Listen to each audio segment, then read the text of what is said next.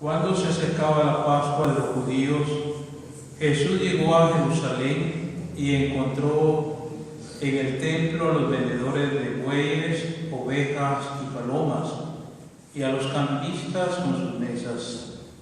Entonces hizo un látigo de cordeles y los echó del templo, con todo y sus ovejas y bueyes. A los cambistas les volcó las mesas y les tiró al suelo las monedas. Y a los que vendían palomas les dijo: quiten todo de aquí y no conviertan en un mercado la casa de mi Padre. En ese momento sus discípulos se acordaron de lo que estaba escrito: el celo de tu casa me devora.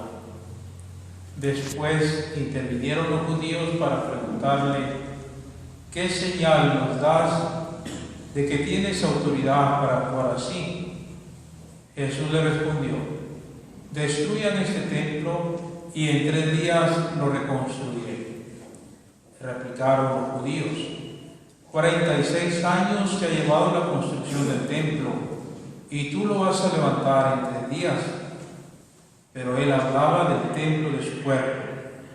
Por eso, cuando resucitó Jesús de entre los muertos, se acordaron sus discípulos de que había dicho aquello y creyeron en la Escritura y en las palabras que Jesús había dicho.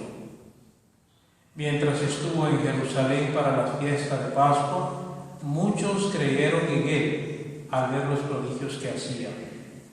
Pero Jesús no se fiaba de ellos, porque los conocía a todos y no necesitaba que nadie le descubriera lo que es el hombre, porque él sabía lo que hay en el hombre. Palabra del Señor. Pueden sentarse.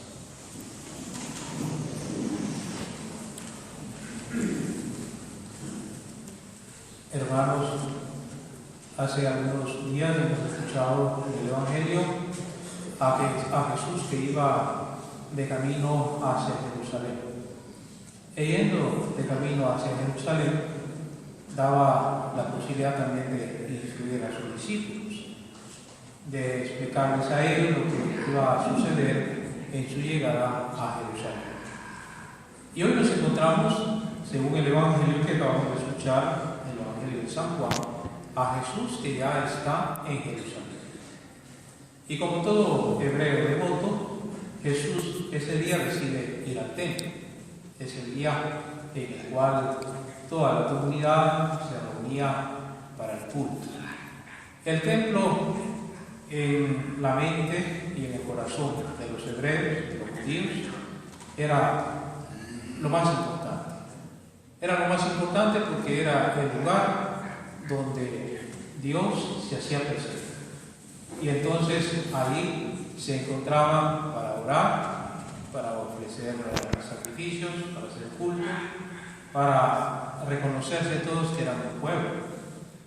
Y entonces, en la ocasión de la Pascua, resultaba que aquella comunidad se alargaba, llegaba mucha gente, porque venían peregrinos de muchos lugares para estar presente allá en Jerusalén en ocasión de la Pascua. Así es que, según los escritores, dicen que había alrededor de 180.000 peregrinos que llegaban para la celebración pascual.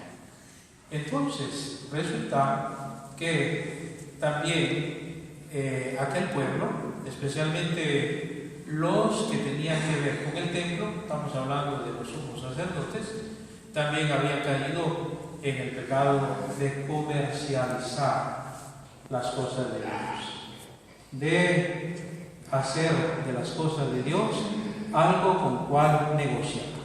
Y es así entonces como los sumos sacerdotes, 3 semanas antes de la Pascua, habían convertido allá en el templo en un lugar del templo. El templo tenía diferentes espacios, y uno de los espacios era accesible también para los paganos. Y así nos recuerda a nosotros aquella oración de Salomón, quien había iniciado la construcción del templo, donde le había pedido a Dios que escuchara la oración de todos los peregrinos que llegaran a orar ahí, también la oración de los paganos. Entonces, pues al templo llegaban peregrinos hebreos, pero también llegaban paganos. Entonces, en esta sección donde tenían acceso los paganos, los sumos sacerdotes habían convertido ahí en un lugar como de mercado. ¿Qué significa eso? Pues para la Pascua había que sacrificar corderos para la cena pascual, para hacer sacrificios. Y entonces en esa sección había cantidad de corderos a la venta. Imagínense ustedes lo que había significado eso y lo que representaba en ese momento, ¿verdad? Cantidad de corderos, de palomas a la venta. Y en 4 puntos diferentes estaban los cambistas, que significaban aquellos que cambiaban la moneda extranjera a la única moneda que se podía utilizar dentro del templo. Entonces, eso significaba también otro gran negocio. Imagínense ustedes, era Jesús que es el verdadero templo, Jesús el Hijo de Dios, y se encuentra con esta realidad. Y aquí nos encontramos a un Jesús que reacciona completamente diferente a aquello a lo cual nosotros pues, estamos acostumbrados a ver en los evangelios.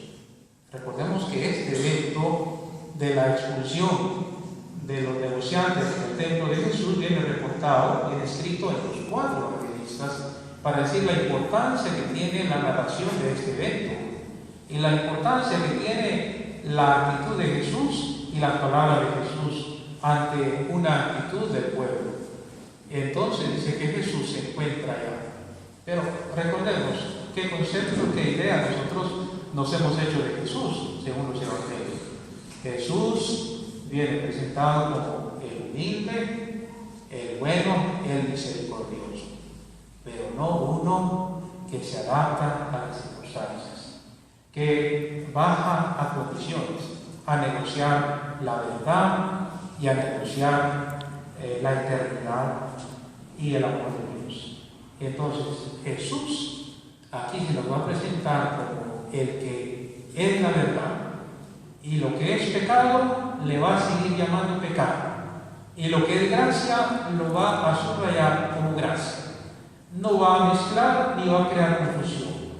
Y entonces, aquellos cambistas y aquellos negociantes en el templo habían reducido ese lugar sagrado en un lugar de comercio.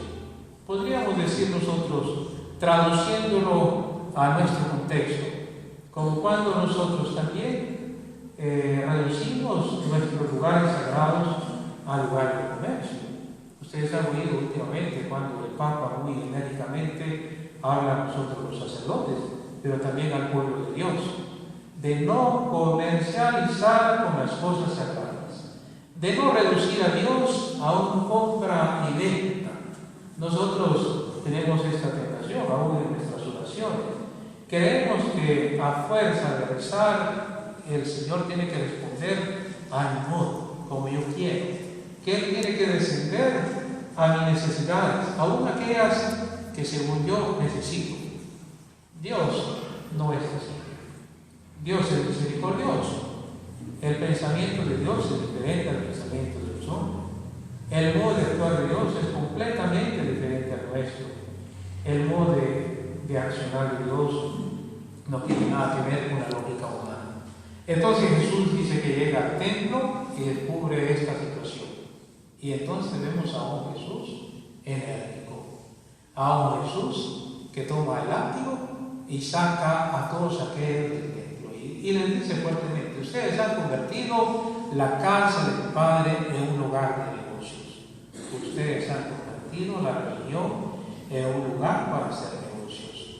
Ustedes han reducido el cristianismo en un lugar que se adapta a su conciencia, que se adapta a su gusto personal, a su idea, a su concepto pequeñito de reducir a Dios.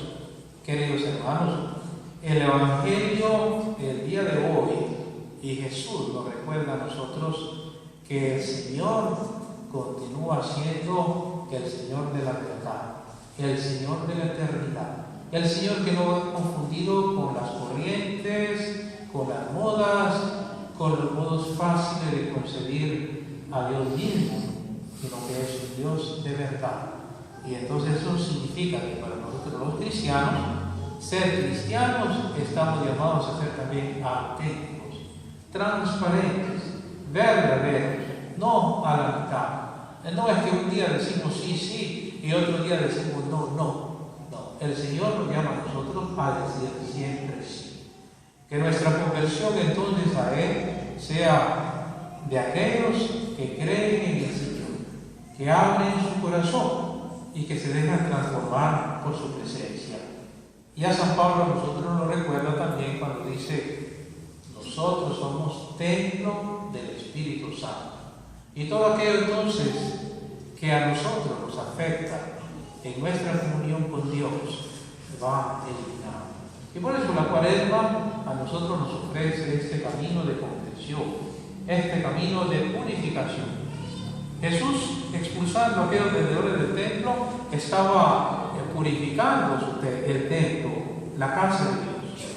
Nosotros entonces estamos llamados también a sacar, a expulsar todo aquello que no es Dios, para purificarnos, para transformarnos, para volvernos a la voluntad de Dios, para estar en los caminos del cielo.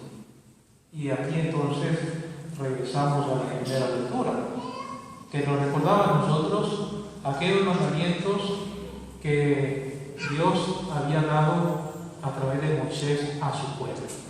Estos mandamientos son 10 indicaciones, 10 vías, 10 modos para mantenernos nosotros en los caminos del Señor. O sea que no son imposiciones, sino que son simplemente señales, indicaciones precisas para que yo pueda estar en comunión con Dios, en comunión con mi hermano y en comunión con mi Dios. Porque eso desde luego en la Biblia van a ser resumidos por aquella famosa frase que dice: amar a Dios sobre todas las cosas, al prójimo como a ti mismo. Que el Señor nos ayude entonces, queridos hermanos, en esta Cuaresma y siempre a tener un corazón como el de Jesús, que no cae en compromisos, que no se adapta a la corriente, sino que somos verdaderos y auténticos. Ave María Purísima.